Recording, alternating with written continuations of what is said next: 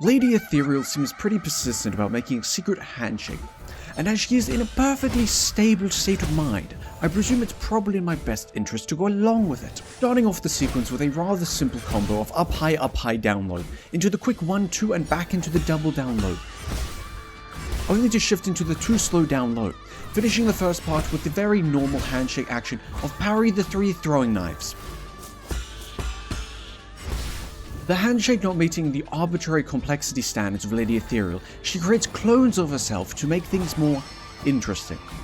Wasting no time, she immediately flings daggers, which as previously established is a completely normal handshake thing, and if you don't do it, you're the weird one.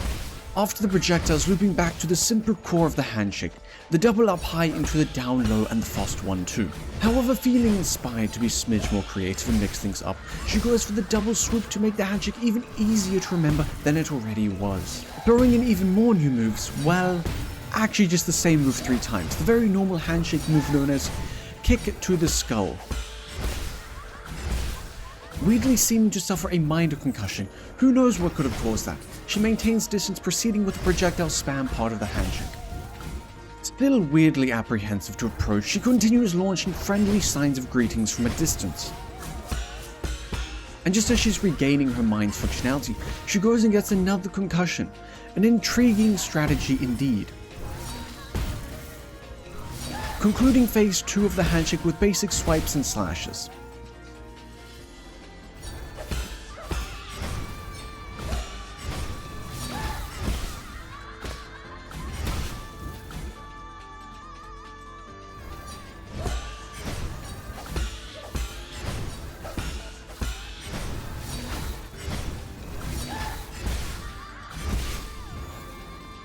Seeming to think the only way to increase complexity is more of her, she creates even more unnecessary clones to make this stupidly long handshake neither of us are going to remember even more intricate than it already is.